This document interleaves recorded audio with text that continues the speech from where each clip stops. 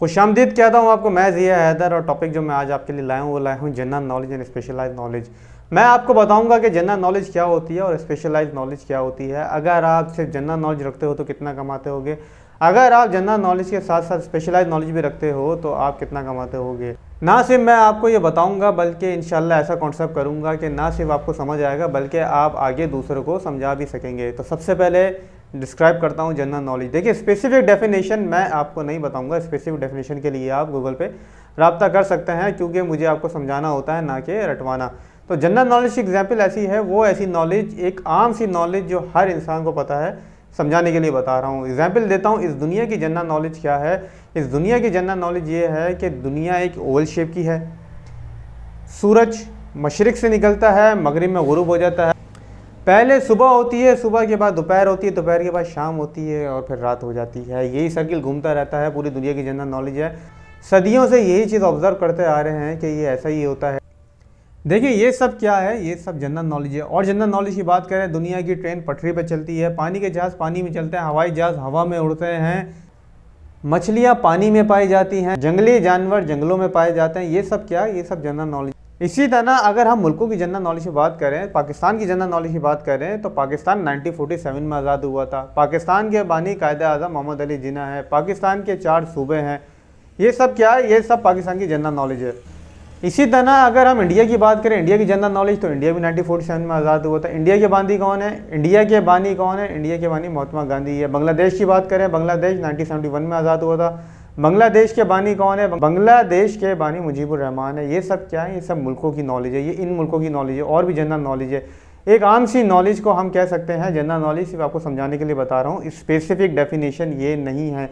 लेकिन जब हम बात करते हैं स्पेशलाइज नॉलेज की, तो स्पेशलाइज नॉलेज वो नॉलेज होती है, वो सिर्फ चंद लोग होते हैं जो अपनी जनरल नॉलेज से निकल के अपनी फील्ड में स्पेशलाइज बढ़ते हैं। मैं आपको एग्जाम्पल दूंगा डॉक्टर की। एक ओपीडी वाला डॉक्टर, उसको जनरल नॉलेज होती है पूरे बॉडी की। जब हमें नज़ला खांसी ज़ुकाम होता है तो हम उस डॉक्टर को जाके दिखाते हैं, वो हमें प्रिस्क्राइब करता है, हम दवाई खाते हैं, सही हो जाते हैं। अब मैं आपको एग्जाम्पल के तौर पे समझाऊं, ओपीडी वाले डॉक्टर को मैं कह रहा हूं जनरल नॉलेज वाला डॉक्टर। डॉक्टर फील्ड वाले हजरात मुझसे नाराज़ ना हो जाएं, सिर्फ और सिर्फ मैंने समझाने के लिए आपको बता रहा हूं। ओपीडी वाला डॉक्टर एक होता है जनरल नॉलेज वाला डॉक्टर, जिसे हमें पूरी बॉडी की, जिसको हमारी बॉडी की पूरी जनरल नॉलेज के बारे में इल्म होता है, तभी वो हमें आराम से चेक कर लेता है। मैं एक डॉक्टर के पास गया जो कि ओपीडी वाला डॉक्टर था, उसको मैंने दिखाया, मेरा डॉक्टर साहब मेरे मैदे में दर्द हो रहा है, आप इसको चेक करें। उन्होंने मुझे एक दवाई दी, मैं सही नहीं हुआ, मैं उसका दोबारा गया। मैंने डॉक्टर साहब मैंने आपको दिखाया था आप, लेकिन मैं सेहतयाब नहीं हुआ हूँ। उन्होंने बोला ठीक है, ये आप टेस्ट करवा लो, फॉर सपोज LFT करवा लो, लीवर फंक्शन टेस्ट। मैंने उस टेस्ट को कराया और रिपोर्ट सही नहीं आई। अब मैं गया ओपीडी वाले डॉक्टर के पास, एक जनरल नॉलेज वाले डॉक्टर के पास। मैंने बोला सर ये आपने रिपोर्ट करवाई थी डॉक्टर साहब, मैं सेहतयाब नहीं हुआ, ये मेरी रिपोर्ट आई है। उसने मेरी रिपोर्ट चेक करी, रिपोर्ट चेक करके बोला, उसने बोला भैया अभी तक तो ये मेरा केस था, लेकिन अब ये केस है जो मैदे का स्पेशलिस्ट है वो कहलाता है गैस्ट्रोलॉजिस्ट, ये मेरा केस नहीं है। तो मैं आप कौन हो? उसने बोला मैं एक ओपीडी वाला डॉक्टर हूँ, मैं एक जनरल नॉलेज वाला डॉक्टर हूँ। ये तो स्पेशलाइज केस है, एक स्पेशल बंदा देखेगा, स्पेशल डॉक्टर देखेगा। इसी तरह देखिए, हर फील्ड के कुछ अपने स्पेशलाइज होते हैं। डॉक्टर फील्ड में जिस तरह मैंने आपको बताया, मैदे का स्पेशलिस्ट गैस्ट्रोलॉजिस्ट है, दिमाग का स्पेशलिस्ट न्यूरोलॉजिस्ट है, हड्डियों का स्पेशलिस्ट ऑर्थोपेडिक्स है। देखिए, हर फील्ड के अंदर उस फील्ड के कुछ स्पेशलाइज होते हैं। जैसे ओपीडी वाला डॉक्टर एक जनरल नॉलेज वाला डॉक्टर हो गया और उसने मुझे रेफ़र किया गैस्ट्रोलॉजिस्ट के पास, गैस्ट्रोलॉजिस्ट स्पेशलाइज डॉक्टर हो गया।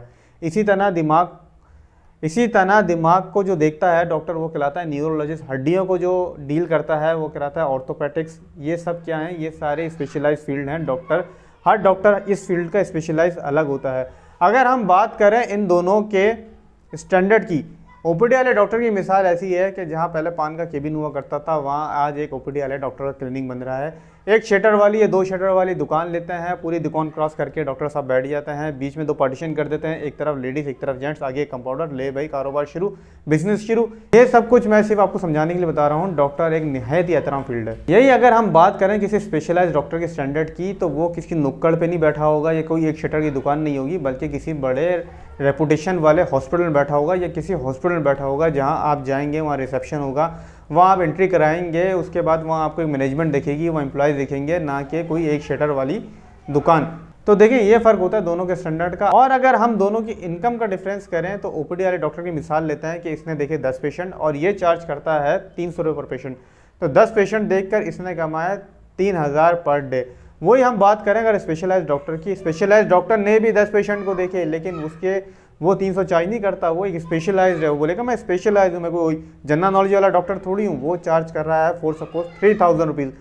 उसने भी 10 पेशेंट देखे लेकिन उसने कमाए 30,000 रुपये। एक दिन में जनरल नॉलेज वाले डॉक्टर, ओपीडी वाले डॉक्टर ने कमाए 3000 रुपये, स्पेशलाइज वाले डॉक्टर ने कमाए 30,000 रुपये। अब आप इनकी कैलकुलेशन कर लें कि हफ्ते में कितना कमा रहे होंगे और महीने में। अगर आप अपने आप को अपनी फील्ड के अंदर सिर्फ जनरल नॉलेज तक महदूद कर रहे हैं तो आपकी इनकम भी एक ओपीडी वाले डॉक्टर की तरह महदूद ही होगी। लेकिन अगर आप आपको स्पेशलाइज एक मंझा हुआ बंदा बना रहे हैं कि लोग आपको रेफ़र करें उस वक्त जब वो केस उनके हाथ से निकल जाए, जब एक जनरल नॉलेज वाले बंदे के हाथ से केस निकल जाए, जब वो आपको रेफ़र कर रहा है तो आपकी एक अलग ही वर्थ होगी। आपकी इनकम और उसकी इनकम में ज़मीन और आसमान का फ़र्क होगा, क्योंकि आप कहलाओगे अपनी फील्ड के स्पेशलाइज्ड। देखिए आपकी जो भी फील्ड है, कोई भी फील्ड है, कोई डिजिटल मार्केटिंग फील्ड है तो डिजिटल मार्केटिंग के अंदर भी सोशल मीडिया मार्केटिंग होती है, ऐसी होती है फ्रीलांसिंग होती है, ड्रॉप शिपिंग होती है। आप किसी एक फील्ड को पकड़ें और उसमें बन जाएं स्पेशलाइज। आप देखें कि आपकी इनकम में कितनी ग्रोथ आएगी, आपके अंदर कितना फ़र्क आएगा। लोग आपको उस वक्त अप्रोच करेंगे जब उन्हें कोई भी मदद करने को तैयार नहीं होगा या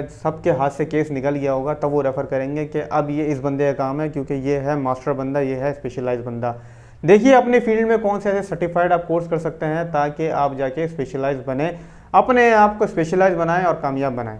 दूसरी एग्जांपल मैं आपको दूंगा मैकेनिक की। देखिए मैकेनिक जो होता है गाड़ी का, वो पूरा जनरल नॉलेज वाला मैकेनिक होता है। आप उससे कुछ भी पूछना, बोलेंगे ये गाड़ी ड्राइव कर आओ, मुझे बताओ इसमें क्या मसला है, वो गाड़ी ड्राइव करके आपको बता देगा। इसकी अलाइनमेंट भी आउट है, इसके अगले हिस्से में भी काम है, इसका रेडिएटर भी वीक है, इसके एसी में भी मसला है और इसके इंजन में भी मसला है। आप बोलेंगे सब कुछ सही कर दो, बोलेगा सब कुछ मैं सही नहीं करूँगा, मेरे पास गाड़ी की पूरी जनरल नॉलेज है, मैं आपको बता सकता हूँ इस गाड़ी में क्या क्या मसला है, लेकिन मैं खाली मैकेनिक हूँ, इंजन का काम करता हूँ। एसी के लिए जाना पड़ेगा आपको एसी वाले के पास, हिस्से वाले बनाने, अगला हिस्सा बनाने के लिए आपको जाना पड़ेगा हिस्से वाले के पास, गाड़ी के अलाइनमेंट के लिए जाना पड़ेगा आपको अलाइनमेंट पर, इलेक्ट्रिकल का कोई काम है तो जाना पड़ेगा इलेक्ट्रिशियन के पास, अगर एसी का कोई मसला है तो जाना पड़ेगा एसी के स्पेशलिस्ट के पास। मेरे पास इतनी जनरल नॉलेज है, मैं गाड़ी के बारे में आपको बता सकता हूँ उसमें क्या प्रॉब्लम है क्या नहीं, लेकिन मैं हर चीज़ में स्पेशलाइज नहीं हूँ, मैं सारे काम नहीं कर सकता। और जो एसी वाला होता है वो मैकेनिक से ज़्यादा ही कमाता है, काम भी गाड़ी का एसी सही करने वाला वो मैकेनिक से ज़्यादा ही कमाता है क्योंकि वो एसी का स्पेशलिस्ट है। इसी तरह किसी भी ऑर्गेनाइजेशन की मिसाल लें तो उसकी हायरार्की होती है कि पहले सीईओ होता है, सीईओ के बाद डायरेक्टर्स होते हैं, डायरेक्टर्स के बाद मैनेजर्स होते हैं, फिर deputy manager, assistant manager, junior manager, फिर वर्कर होते हैं। तो ये हायरार्की को आप फॉलो करें तो जो ऊपर बंदा होता है वो हमेशा स्पेशलाइज बंदा होता है। कोई आम से बंदे को नहीं बनाया जाता बल्कि स्पेशलाइज बंदे को बनाया जाता है। डायरेक्टर मार्केटिंग, वो डायरेक्टर मार्केटिंग जो है वो डायरेक्टर की मार्केटिंग में एक स्पेशलाइज बंदा होता है। किसी मेडिकल वाले फील्ड के बंदे को डायरेक्टर मार्केटिंग नहीं लगाया जा सकता, किसी इंजीनियर को डायरेक्टर मार्केटिंग नहीं लगाया जा सकता, बल्कि उस फील्ड के स्पेशलाइज बंदे को लगाया जा सकता है। आप किसी भी फील्ड में हैं, उस फील्ड में आप देखें कि किस तरह स्पेशलाइज बने, किस तरह आगे निकलें ताकि आपकी इनकम में इजाफा हो। उम्मीद करता हूँ ये वीडियो आपको पसंद आई होगी। वीडियो को लाइक करें, कमेंट करें, शेयर करें और चैनल को सब्सक्राइब करें। Thank you.